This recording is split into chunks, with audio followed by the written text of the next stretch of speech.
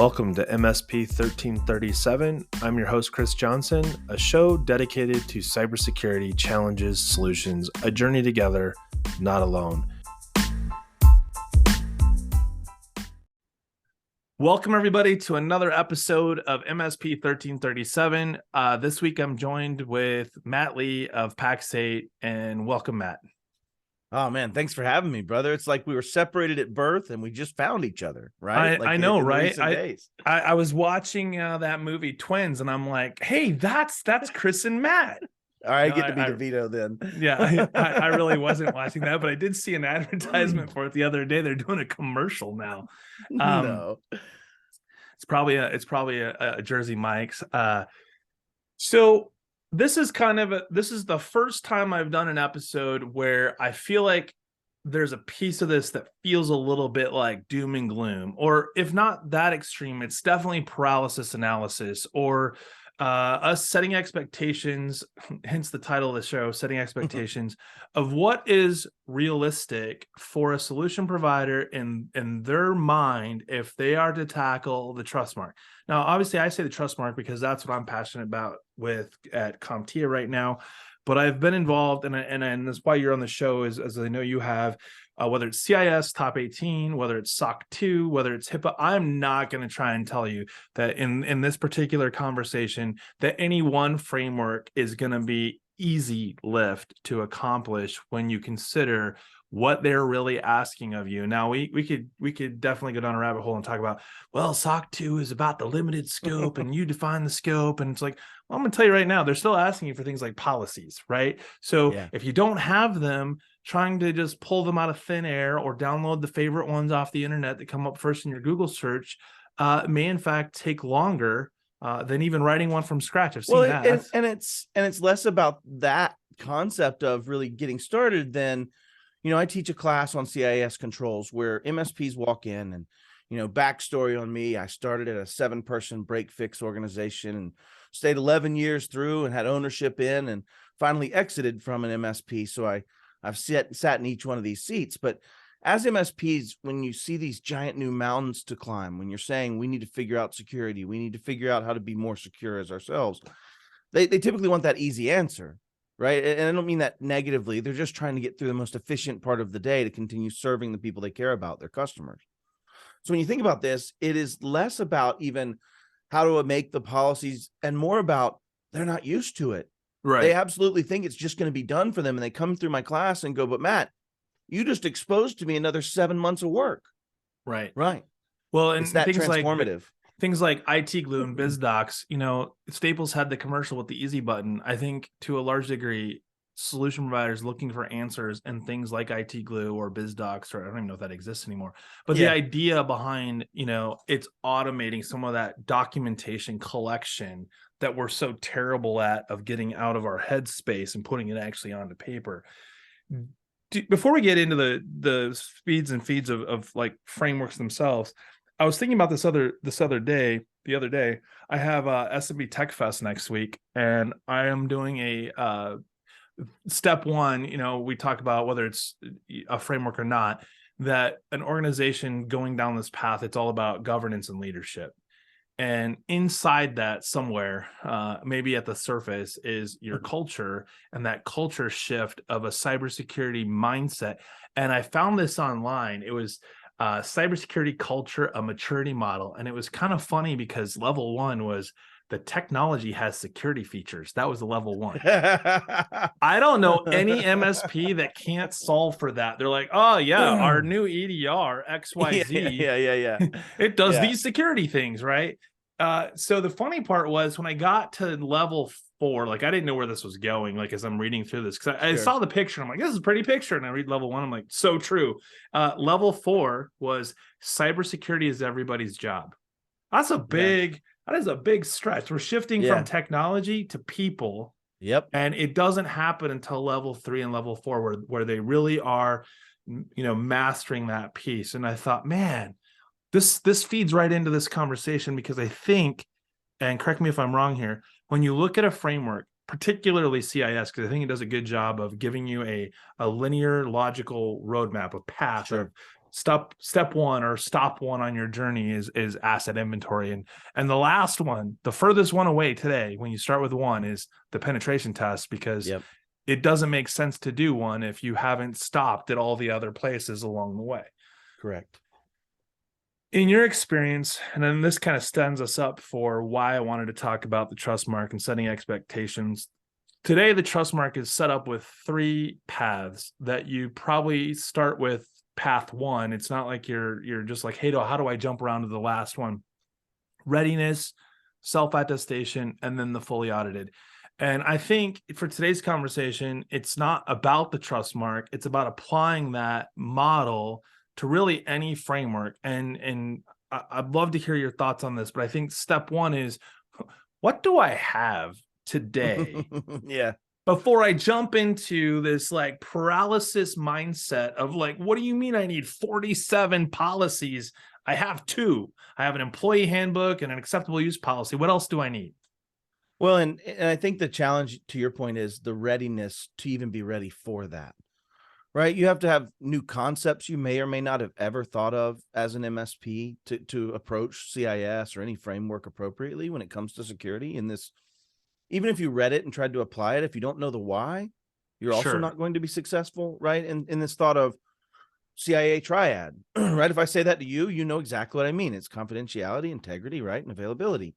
But if you don't understand that concept, you certainly can't apply that piece forward, right? And to your point of this giant paradigm shift from tools have shiny baubles to people are involved in security, right? I think it comes in that understanding of you have shifted from, and I tell students in my class, start where you are, right? Write down a shitty policy, candidly, right? That you can follow, that's accurate to what you do, and then learn how to improve it, change that policy, improve it, change that policy.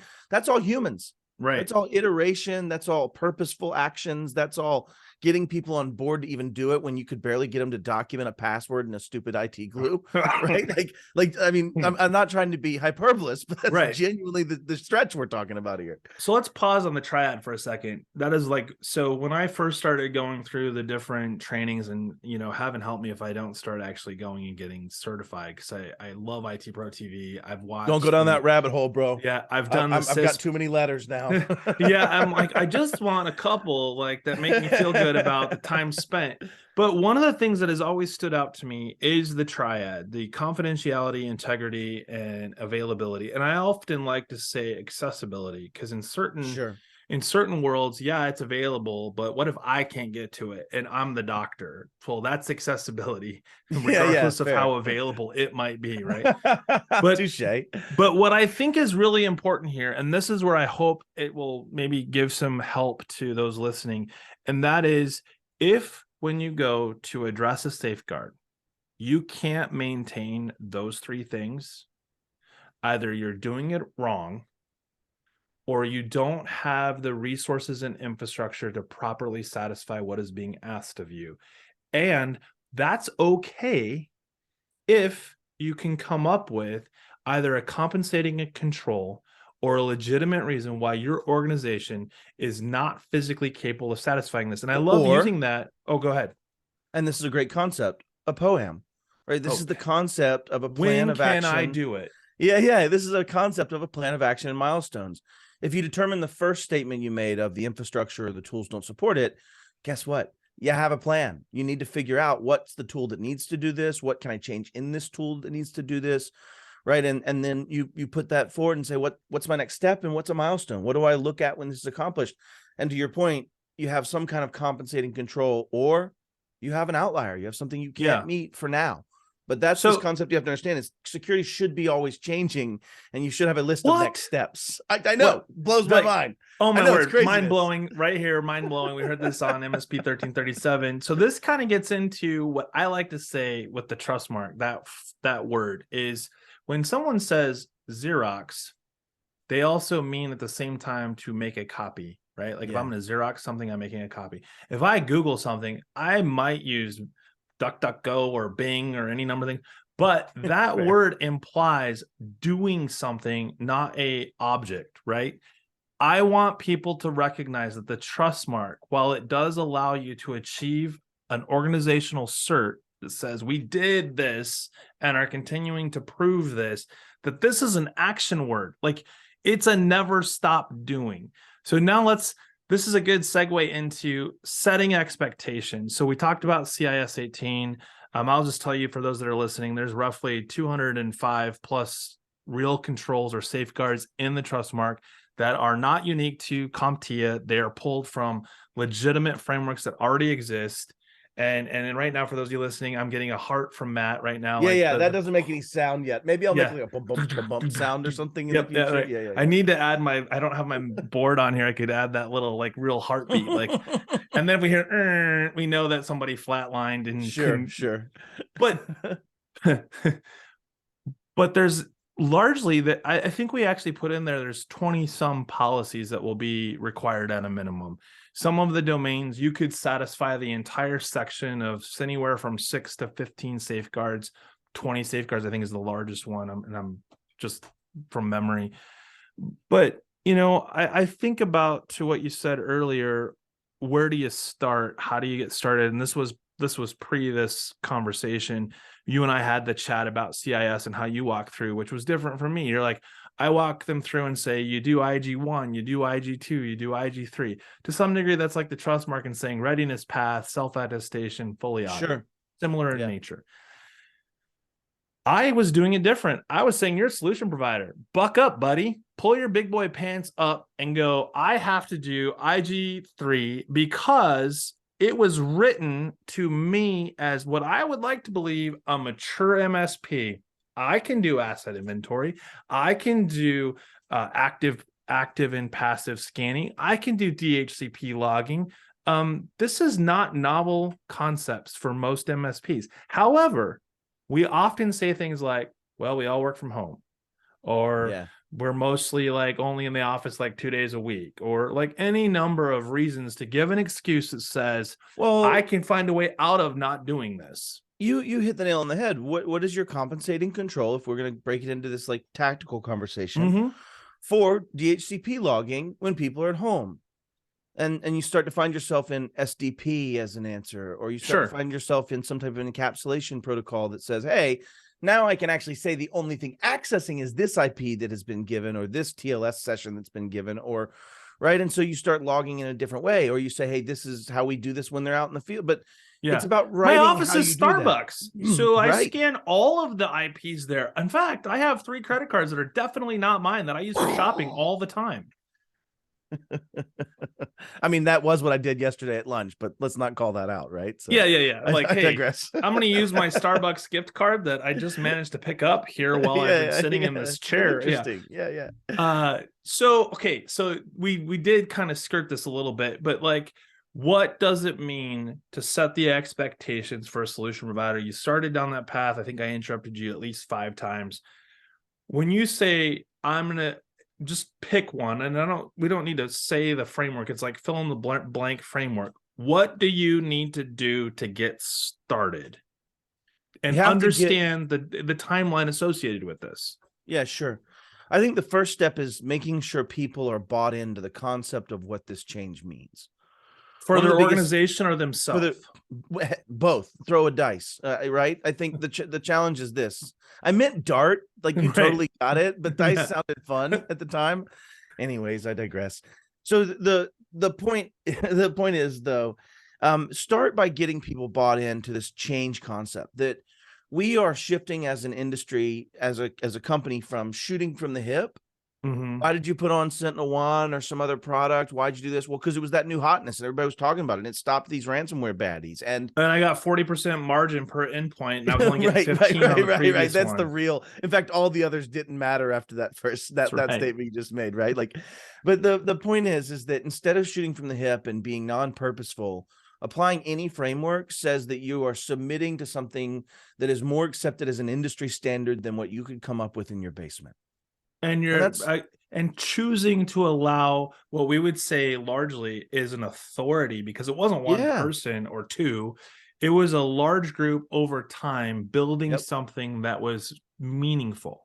Exactly. And all of the controls you've selected from have some capacitance in that statement, right? So let's just say you're applying any framework. Well, you start out by getting buy-in, or else you'll fail, in my Sure. opinion. And you also Right. have to be real with yourself that this is not, I'm going to do the technical, tactical things of installing something and then we're done. That's not how this Right. works. That might be a component of it, but that's like saying, hey, I'm going to come in and do a surgery because I just got the Scalpel 9000. That's the best scalpel out there. Yeah, well, Matt has not been to surgery school. I shouldn't be cutting on you. In fact, I have one eyeball. I have no depth perception. It would be a very bad idea. You would lose more things than you thought you would. But the conversation is, you get your team bought in to say, we're going to change. We're going to have to go towards being process driven. We're going to have policy that says, here's your guardrails of what you're allowed to do. Here's the Right. things that will govern your decisions. And then you start realizing, okay, how do I then codify that? And this is where I think creativeness gets into play. And I think this is where business has to meet security. You can write your procedures and your policies to meet the guardrails, but also meet business expectations. I know it's crazy. It's crazy. I was gonna call you crazy, but But that was before you said that. Now that and you it's said that, self-attested. like, yeah. Yeah. So with the crazy though, I think there's another element at work here that is, when I think about that, what you kind of described, what could easily not be associated with a policy, right? So you talked about like the governance, using the guardrails and essentially saying, I liken this, and I say this a lot when we're working with creatives, like at our church when they use ProPresenter for the slides and stuff. It's like, okay, hey, if you want to do backgrounds that are really bright and light and we have white text, well, that's self-defeating no matter how creative it Yeah. was. If you look at this as the guardrails are the edges, but no one's saying what colors you have to paint between the guardrails. Right. That's your opportunity to be creative, as long as you're creative within the boundaries. This isn't that whole like, well, I don't want to color inside the lines. I want to, then this isn't going to work for you. Correct. Yeah. And when you think about these, they're simple things like, let's say control 1.1 says, have a list of the assets and inventory that are touching your network, right? The know thyself rules 1 and 2. Then you go into control 2 and it says, hey, and I'll get back into this, but say control 2 says, know your software, right? Essentially know where your data could potentially live, know where your software is. Well, when you think about that as an MSP and you say, okay, what software am I talking about? Right? Really think that you have your RMM, your PSA, you have your storage for your documentation, your password management. When I went through that list, Sheldon Phillips and I came up with 67 different applications that would fall under that conversation. When you start thinking about the breadth of that, that's where, when you think about these policies, they have to be able to be improving. If you go back to control 1 that says know your assets, there's 2 different ways you could look at that. One would be, I have an Excel sheet. Every time a client buys an asset, I marks it down and I do that and everything. Okay, what about the cell phones? What if you focus on it this way? I use Azure Active Directory. It's the only way anything can sign into any of my stuff. Everything is SSO'd beyond that identity plane. If you sign into that, you have to be on AADJ. You have to have all these tools. You have to have device health. You have all these things. And my authoritative list is now Azure Active Directory, because if you sign into AAD, we're going to suck your machine into Intune and we're going to manage it, period. That's the only way you can sign in. Now my list of assets includes the phones and devices that connect on the plane of Azure AD. What a difference in those 2 policies. Sure. And there's a lot of iterations in between. Some could be my VCIOs count it every, and when you get into it, the policy says document your assets. The procedure says my VCIO does this. The procedure says we count these from our RMM. The procedure says, does that make sense? What qualifies the an guardrails asset in your environment is not going to be the same in everybody else's. So I'd like to add to that, because I think there's something else here. And I don't remember where I want to say I heard this in an IT Pro TV video. Majors and minors. You have your major applications. You listed a lot of those RMM tools, LastPass type thing. Password manager, I shouldn't say LastPass, because maybe that might be minor now. No. But on the minor side, you have things like 8 flavors of Java. Or your marketing platform maybe, or whatever it may be. And then you start thinking about things like the dark, I shouldn't say dark, shadow IT type applications that you may not know about as an MSP. That doesn't mean you're not somewhat responsible for it, because most tool sets, if you're ingesting what's happening with your passive and active scanning, you should be seeing the packets that identify things like that is Dropbox or malware. But either way, we need to put that into the inventory. Those seem like really big challenges, and they are, and I don't want to dismiss or downplay that at all. But here's the thing: you get that under control, you get that 80% or better, suddenly all the other things that you're doing turn into things like, did you know we billed 25% higher this month than last month? Because they've been adding assets that we haven't been capturing. Yeah, especially when you talk about, and this is a great point to count out here, right? And I'm not sure how well you've addressed this in Trustmark, and maybe this is just food for discussion, is that you have to think about delivering security as an MSP in two lenses. I get the benefit of doing that because my eyes point in two different directions. I did wait till you put your coffee in your mouth. You're a very strong person. Yeah. But no, the point is you have to think of it in two lenses. One is I serve my clients and do security and deliver their security for them as their internal team. Right. But you also have to think of, how do I add a new user to my world? How do I govern who has access to my clients through my world? How do I govern? And so you have a lens on my security operations as an MSP for floating me as an MSP. Sure. Right? My 1 through 18 on as a company. Yep. And then also the bolting anchors of how I help serve 1 through 18 for a company that I protect, right? Those and you made that lenses. Point. You made that point. I think you showed me at once upon a time, maybe it was when we found out we were, separated at birth. Yeah. You had the example of like, as you satisfy a safeguard, you have to look at it through both lenses, because in fact, if you don't look at it through those two lenses, you're alienating a client. No, almost 9 out of 10 times. They don't even know what you're even talking about. And 2, you can't defend to your client when your firewall or your EDR or your XG thing is different than theirs. And I think that's probably the number one area I see solution providers really getting wrapped around the axle. They're like, I can't sell it. And I'm like, can't sell what? Well, my line card with this EDR and this firewall and this whatever, they're asking questions like, well, what are you using? And I'm stuck in this like vortex of like, PF sense, not the same thing as you. And then of course the next question is, well, why not? And suddenly you're on defense and you can't defend well, not because it's not the right decision for your company, but because it sounds like you're trying to get out of spending money on your MSP. And if you don't want to spend money on your MSP, why should the client want to spend money with you? Well, and if we really get down to the meat of it, decisions on PF sense vis-a-vis other firewall notwithstanding, MSPs in general don't understand the risk of the focus of threat actors, right? I've had 2 separate incidents with friends of mine. I'm too small. Yeah, no. One of my buddies just called me and he said every one of their technicians was receiving text messages and calls. Not everyone, but hyperbolically speaking, right? Enough of them. That they're receiving calls and texts, and those texts were, hey, meet me on Saturday. I'd like to talk about the access you have to your clients and whether you're willing to sell that for money for us to be able to gain access. Right? They actually humored them and met with them, and they wanted to pay $1 million for access to an MSP that was worth 3 just for the ransom capacitance. Well, right? It's no different than what you're seeing now, that threat actors have made it very clear that they're paying 6 figures to come work for their legit business storefront, right? Like they even have bug bounties. Yeah, right? They have HR, they got payroll with benefits. Lockbit is paying on their bug bounties allegedly paying on their bug bounties for people that find ransomware code flaws, right? So, I think the point that I'm trying to make is get your house in order, and I think there's a great lesson to be learned in taking yourself through the CIS Top 18, thinking about where those things apply to your customer. Think about it this way, like Control 6 or Control 7, for example. It's a vulnerability management and scanning. Yep. You're going to do something to do that for yourself, but you're also going to make that part of your service offering, right? So those are 2 separate things. And depending on your size, that might be just wearing 2 hats. Like, joking aside, at one point, my VP of operations, and he was also the general manager of another location, had 2 hats with embroidery on them that just said VPO and GM, right? And he'd put them on and he needed to change his frame of thought.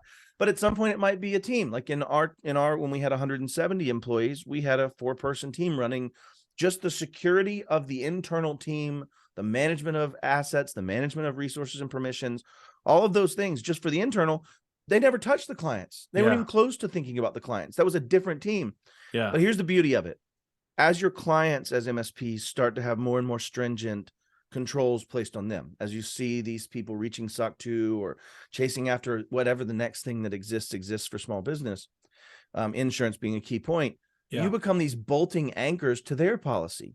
Yeah. If you help them, and that's a new business opportunity, you're part of that policy. You're a delivery arm, and somebody else replacing you has to be just as mature to bolt into those empty holes, or else they're now not meeting their controls. It becomes a very sticky endeavor too. Not to go down a rabbit hole, but there's a book, and I think it's called The 7 Hats That Are Worn at the Table. And it's all about that conversation. So like when the CEO and the VP and the engineer and the help desk guy, when they're in that room together to make the conscious decision to say, hey, right now, this president CEO hat is off. I want you to put this hat on if you were in the right. Because in security, this is where it gets difficult, because it's not just a tactical operational technology change mindset. It's a business shift so that at an organizational level, people are making decisions that impact what used to be level 1, right? It's the technology is built into the security is built into the technology. Now it's people are like, what technology maybe or process procedure do we need to implement, as opposed to having it be, I just have technology that has security built into it. Yeah. As we wrap up, we've got a few minutes left. What do you think is a realistic expectation for a solution provider who hasn't done any framework to start thinking about, how do I go and approach this where I'm going to submit to an authority that is essentially a bunch of numbers with definitions and descriptions of what I should be doing in my organization? What's the question though? The question is, like, as an MSP or solution provider, I am submitting to a framework. Well, and Trustmark is not a framework, right? It uses frameworks to define what we want you to do. Yeah, safeguards pulled. So whether it's a framework or a set of controls to align with in this, what we're talking about today, Trustmark or frameworks, what is a realistic expectation for a solution provider to go, hey, I think I want the Trustmark, or hey, I want to go get sucked like from a time perspective? Yeah, from a time perspective. I would say if you're doing it correctly, and that means starting where you are, getting everything documented of what you're already doing and how you're doing it, comparing that to the known standard of what you should be doing, making a gap analysis of that space so that you know these are the things that need to change, back to that POAM conversation, right? And then going through that a couple of times, because you're now going to iterate through and add more stuff and go through it. I would say if you're really, really, really committed and you really seriously want to do it and you're very dedicated to it, 6 months at the best. I think if you took that out at a realistic possibility of an MSP that's already just barely getting through traction and the things on their issue list, you're probably looking at 2 years. And I think there's contract challenges. There's trying to get clients on board from that delivery on the other end of it, challenges that goes into it. But even just getting you at the core ready and self-attested, I bet is 6 months. That's my gut on that. And I think that's what we're seeing. In fact, we have in the pilot right now, we've got 4 solution providers, 3 that actually have the previous Trustmark. They went through the safeguards and they said, this is a 3 to 6 month commitment. And we have a framework done, like we've been audited against something. And so, not to discourage anybody, it's to remember that this is about the lifestyle, organizational focus on a cybersecurity first culture. And if you do that, this does gain momentum, right? Like, this isn't like it's 3 to 6 months or 12 months to 2 years forever. It's more of that you get through this in a first phase, and then it's observation after with continuous improvement. And more importantly, and the reason, I could get into a longer form conversation at some point about the differences between an IG1, IG2, IG3 approach and just a pure IG3 approach, is that you iterate through. And the best part about this is, for MSPs listening, you get more secure. During that whole process, you get more secure. You're learning just as come you at go. 18. Yeah. I mean, I would say risk. I would say that there are really mature MSPs that could read through the CIS top 18, go, I get it. I'm going to go do these things. That's great for them. And then there's those that are like, we'll just use control 1 as an example. I understand, safeguard 1 and 2. I'm pretty good with 3 because that reminds me of like my RMM tool or maybe some sort of SCAP certified scan tool. But then I get to DHCP, no big deal. But then I get to 5 and I'm like, well, what's passive scanning? I got active scanning. Like, isn't all my scanning active? And and it can cause that paralysis analysis. And I've found that when you actually have the conversation, and I've said this before, like, it's going hunting, that's active. Seeing the deer standing in your garden, that's passive. It's just there, right? And suddenly people are like, oh wait, I get that. And it's like, hey, this isn't because you didn't understand it before. It's because you didn't ever have to apply it based on how it was written. Exactly. So that's what we're here for. Those of you that know Matt, where can people find Matt Lee with Pax8? Oh, wait, I just said it out loud. Yeah, out you loud. did. That was a freebie. Yeah, no, Freebie. Pax8. I teach a couple classes that are very tight to this. I teach a CIS centered class as well as a policy class that I co-teach with Sheldon Phillips from Covenant. But yeah, it's I'm around. so you'll hear I'll me real everywhere. quickly plug policies, because we're going to do this as part of a series, not necessarily just Chris and Matt, but when I think about policies, I always say this: it's like building the first web page ever. Header tags, body tags, live inside the same that. on every page. Right. You've got your CSS template for your policy structure. Are you pulling in JavaScript or is it inline? Yeah. But what I have not. what I have found, though, that this is really interesting, is that people forget to limit the scope of the policy out of the gate. And then this document wanders and becomes like this 15, 20, 30 page document that should have been 3. So for those of you listening that are jumping into policies, you don't have to, eat an elephant. You don't even have to like try to eat an elephant. Like, this should be like maybe like a squirrel. Like, if you can just catch it and get a couple bites out of it, you probably have a document that the rest of us would be like, I get where you're going with this. I see your guardrails. See your guardrails. All right. Well, hey, I really appreciate it. For those of you listening, thanks and have a great week.